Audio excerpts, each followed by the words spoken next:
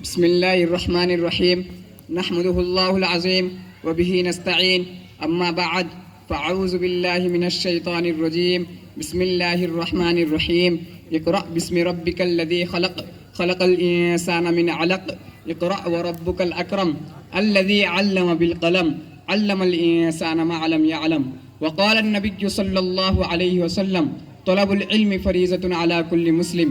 علم وہ دولت ہے جو لٹتی نہیں، علم وہ دولت ہے جو لٹتی نہیں، خرچ کرنے سے کبھی گھٹتی نہیں. علم کی دھن جسے لگی نہیں، علم کی دھن جسے لگی نہیں، سچ تو یہ ہے وہ آدمی نہیں. میرے محترم مہمانان گرامی اور عزیز دوستو، السلام علیکم ورحمۃ اللہ وبرکاتہ.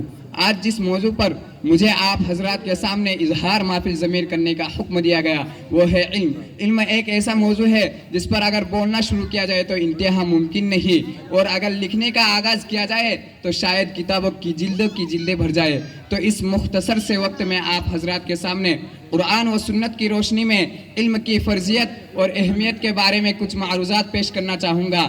میرے عزیز دوستو، علم کے معنی جاننے اور آگاہی کے ہے.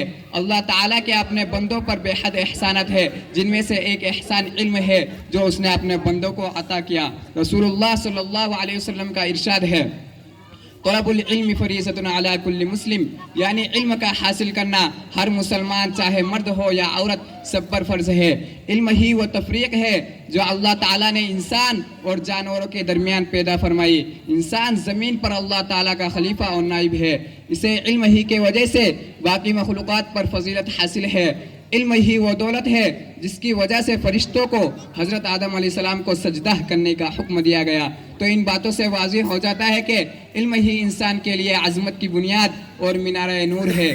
نبی کریم صلی اللہ علیہ وسلم نے اپنے بارے میں ارشاد فرمایا انما بعثت معلما، بے شک میں معلم بنا کر بھیجا گیا ہوں. اور آپ صلی اللہ علیہ وسلم صبح و شام یہ دعا مانگا کرتے تھے اللہم انی اسألک علما نافعا، یعنی اے اللہ تعالیٰ میں تجھ سے نفع دینے والے علم کا سوال کرتا ہوں.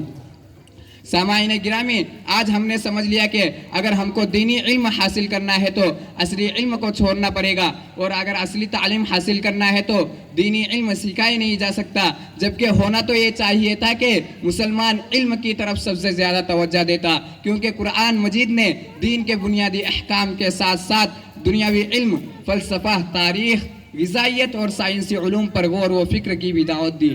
حضور پاک صلی اللہ علیہ وسلم کا ارشاد ہے اطلبوا العلم من المہدی الی اللحد، یعنی ماں کے گود سے لے کر قبر تک علم حاصل کرو. اور یہ بھی آپ صلی اللہ علیہ وسلم نے فرمایا کہ مومن علم سے کبھی سیر نہیں ہوتا. حضرت علی کرم اللہ وجہہ سے کسی نے پوچھا مال افضل ہے یا علم؟ حضرت علی رضی اللہ عنہ نے فرمایا علم انسان کو ذی شرف بنا دیتا ہے اور مال انسان کو ذلیل کر دیتا ہے.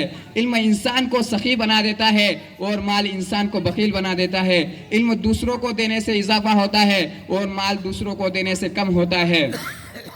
علم عظمت اور سر بلندی کا ذریعہ ہے. زیور علم سے آراستہ لوگ اللہ تعالیٰ کے زیادہ قریب ہوتے ہیں. اللہ تعالیٰ کے نزدیک عالم اور جاہل برابر نہیں ہو سکتا. قرآن پاک کا اعلان ہے قل هل يستوي الذين يعلمون والذين لا يعلمون، یعنی کیا وہ لوگ جو علم والے ہیں اور وہ لوگ جو علم والے نہیں برابر ہو سکتے ہیں؟ اور جو لوگ نور ایمان سے منور ہو کر علم سے کام لیتے ہیں ان کے لیے ارشاد فرمایا یرفع اللہ الذین آمنوا منکم والذین اوتوا العلم درجات، یعنی اللہ تعالیٰ ان لوگوں کے درجات کو بلند فرمائے گا جو تم میں سے ایمان لائے اور جنہیں علم دیا گیا.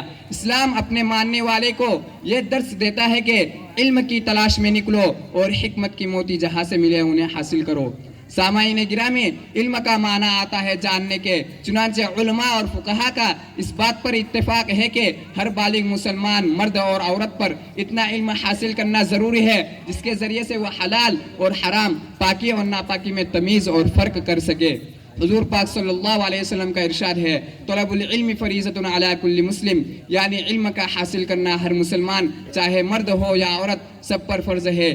علم ہی وہ چیز ہے جس کے ذریعے انسان اور حیوان میں تمیز کی جاتی ہے.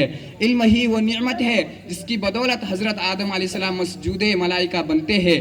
ہاں علم ہی وہ کیمیائے سعادت ہے جو مخلوق کو خالق سے اور عبد کو معبود سے قریب تر کرتا ہے. اللہ تبارک و تعالیٰ کا ارشاد ہے قل هل يستوي الذين يعلمون والذين لا يعلمون انما يتذكر اولو الالباب، یعنی جاننے والا اور نہ جاننے والے دونوں کبھی بھی برابر نہیں ہو سکتے۔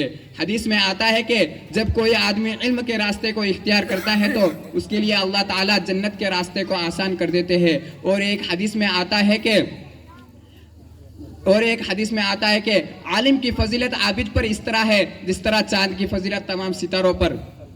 حضرت علی رضی اللہ عنہ کا فرمان ہے رضینا قسمت الجبار فینا، رضینا قسمت الجبار فینا لنا علم وللجہال مال، یعنی ہم اللہ تعالیٰ کے بنائی ہوئی تقدیر پر راضی ہے، وہ ہے کہ ہمارے لیے تو علم مقرر کیا گیا اور جاہلوں کے لیے مال۔ شیخ سعدی رحمۃ اللہ علیہ کا ارشاد ہے پگھلنا علم کی خاطر مثال شمع زیبا ہے، پگھلنا علم کی خاطر مثال شمع زیبا ہے، بغیر اس کے نہیں پہچان سکتے ہم خدا کیا ہے۔